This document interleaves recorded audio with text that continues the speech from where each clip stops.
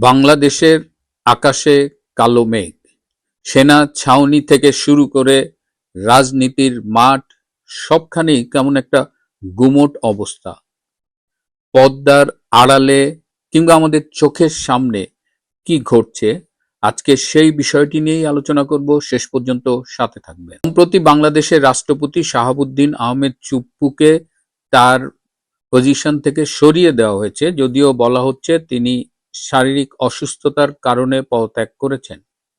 কিন্তু আসল ঘটনা নিয়ে আমি আগেই আপনাদের বলেছি, চুপ্পুকে সরিয়ে দেওয়ার পরে তারেক রহমানের জন্য রাজনৈতিক পরিস্থিতি কি ভালো হলো নাকি তার ঝুঁকি আরো বাড়লো, সেটি নিয়ে আলোচনা হচ্ছে।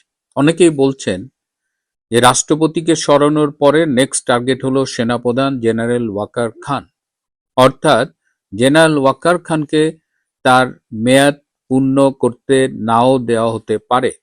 সবকিছু ঠিক থাকলে আগামী বছর 23শে জুন তার মেয়াদ শেষ হবার কথা, কিন্তু সেই পর্যন্ত তিনি দায়িত্বে থাকবেন কিনা সেটা নিয়ে প্রশ্ন উঠেছে।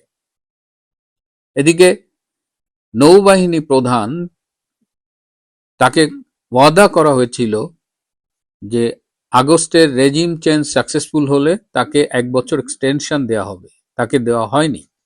স্বভাবতই নৌবাহিনী প্রধান, সেনাবাহিনী প্রধান, বিমান বাহিনী প্রধান, 3 প্রধানেরই তখন একটা প্রত্যাশা ছিল যে রেজিম চেঞ্জের পরে তারা কিছু না কিছু পাবে এবং মিনিমাম 1 বছর এক্সটেনশন, এই প্রমিসটা কিন্তু তাদের কাছে করা হয়েছিল।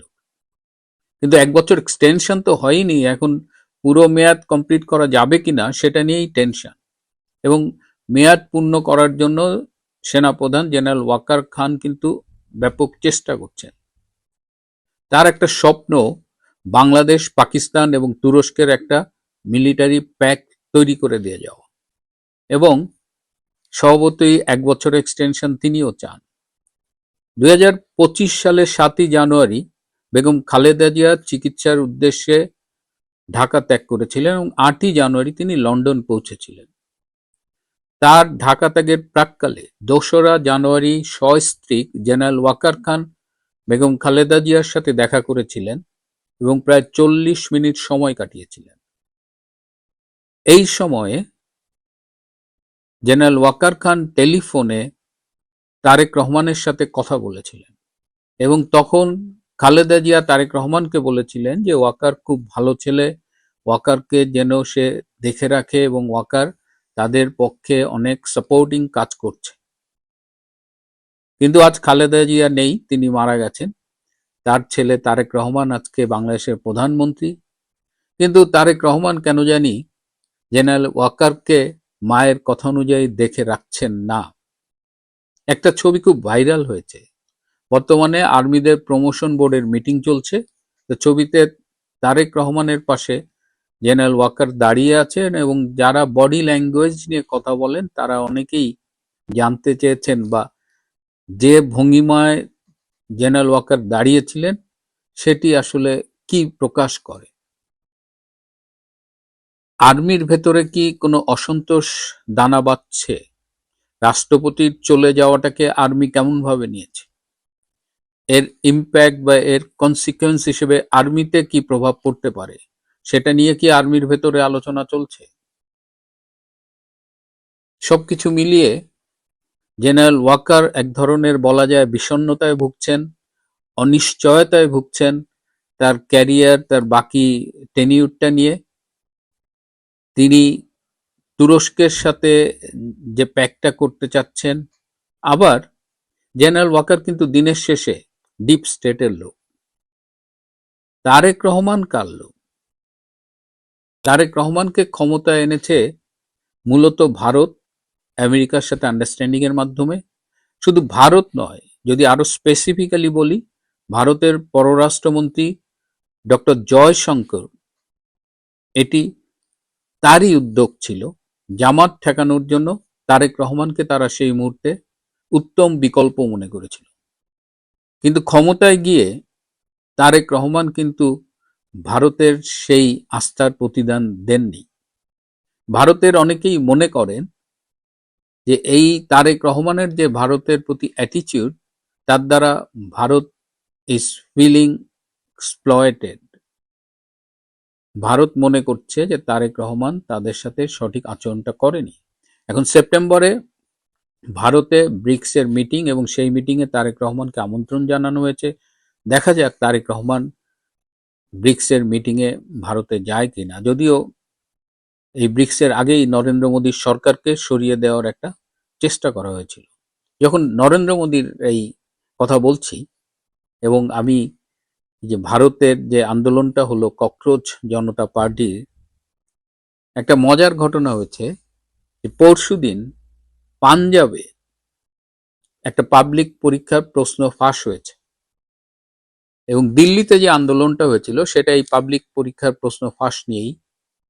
তো এখন পাঞ্জাবে যখন পাবলিক পরীক্ষার প্রশ্ন ফাঁস হয়েছে, তো পাঞ্জাবের ক্ষমতায় বর্তমান যে মুখ্যমন্ত্রী তিনি আম আদমি পার্টির, তিনি একসময় কৌতুক অভিনেতা ছিলেন। তো তিনি এখন এই পাঞ্জাবের এই মুখ্যমন্ত্রী। তো এখন স্বভাবত একটি আন্দোলন দানা বাঁধবার কথা, কিন্তু পাঞ্জাবে আম আদমি পার্টি বলছে না, এ ধরনের আন্দোলন করা যাবে না। ভারতের কেন্দ্রে দিল্লিতে তারা আন্দোলন করবে, কিন্তু নিজেদের ঘরে যখন একই সমস্যা, যে অভিযোগে তারা এখন অভিযুক্ত, সেখানে কিন্তু এখন আন্দোলন হচ্ছে না।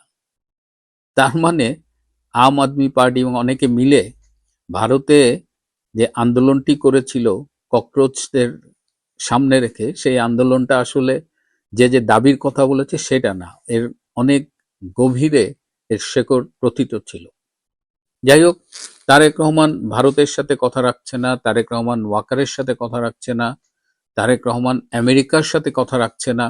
সেটা আবার বলা যায় তাদের অতিরিক্ত চীন প্রীতি। এবং এই যে সার্জিও গোর আসবেন, সার্জিও গোর এসে তিনি আবার রোহিঙ্গাদের সাথে মিটিং করবেন। আজ সকালেও বাংলাদেশ মিয়ানমার যে সীমান্ত, সেখানে আরাকান আর্মির উপরে ব্যাপক আক্রমণ হয়েছে। মিয়ানমারের জান্তা সরকার ব্যাপক বোমবিং করেছে আজকে সকালেও। অর্থাৎ আরাকান আর্মির উপরে কিন্তু একের পর এক আক্রমণ চলছেই। এদিকে ডক্টর ইউনূস কিন্তু বাংলাদেশের রাষ্ট্রপতি হবার আকাঙ্ক্ষা এখনো ত্যাগ করেননি। তিনি তার মার্কিন প্রভুদের কাছে তারেক রহমানের বিরুদ্ধে নালিশ করেছেন, কারণ তারেক রহমান তাকে কথা দিয়েছিল তারেক রহমান প্রধানমন্ত্রী হলে এবং ইউনূস যদি শারীরিকভাবে মানসিকভাবে সক্ষম থাকে তাহলে তাকে রাষ্ট্রপতি করা হবে। কিন্তু এখন তারেক রহমান ডক্টর ইউনূসকে রাষ্ট্রপতি করবার মতো ভরসা পাচ্ছেন না। ডক্টর ইউনূস এখনো খুব চেষ্টা করছে, যদিও তার প্রাক্তন প্রেস সচিব ডাস্টবিন শফিককে দিয়ে বলাচ্ছে যে ডক্টর ইউনূস রাষ্ট্রপতি হতে চান না। এটি অসত্য তথ্য। ডক্টর ইউনূস রাষ্ট্রপতি হওয়ার জন্য বিশ্বের নানান প্রভাবশালী ব্যক্তি দিয়ে তারেক রহমানের উপরে প্রভাব খাটিয়ে যাচ্ছে। অর্থাৎ তারেক রহমান ডক্টর ইউনূসের সাথেও কথা রাখেন। তারেক রহমান তাদের দীর্ঘদিনের পরীক্ষিত মিত্র জামাতের সাথেও কথা রাখছে কিনা সেটি নিয়েও প্রশ্ন উঠছে। যে কারণে জামাত এনসিপির যে দুই দলের যে জোটটা, তারা কিন্তু সরকারকে আক্রমণাত্মক ভাষায় বিভিন্ন কথা বলছে, এবং এর মধ্যে বিভিন্ন জায়গায় বোম ফুটছে। মেট্রো রেলের নিচে বোম পাওয়া গেছে, উত্তরায় বোম ফুটছে। অর্থাৎ পরিস্থিতি ঘোলাটে হবার লক্ষণ দেখা যাচ্ছে। এই অবস্থায় সার্জিও গোর আসবে 29শে জুলাই। সেটি নিয়েও তারেক রহমান সরকার এই মুহূর্তে ভীষণ ব্যস্ত, কিভাবে সার্জিও গোরকে তারা মোকাবেলা করবেন। কারণ ইতিমধ্যেই চাউর হয়ে গেছে যে চীন প্রশ্নেই মূলত আক্রমণটা হবে। রোহিঙ্গাদের সাথেও সার্জিও গোরের কিছু আলোচনা আছে। অর্থাৎ মিয়ানমার সংক্রান্ত ওই করিডোর, এ বিষয়েও সার্জিও গোর প্রেশার ক্রিয়েট করবেন, যেটা আমি আগেই বলেছি।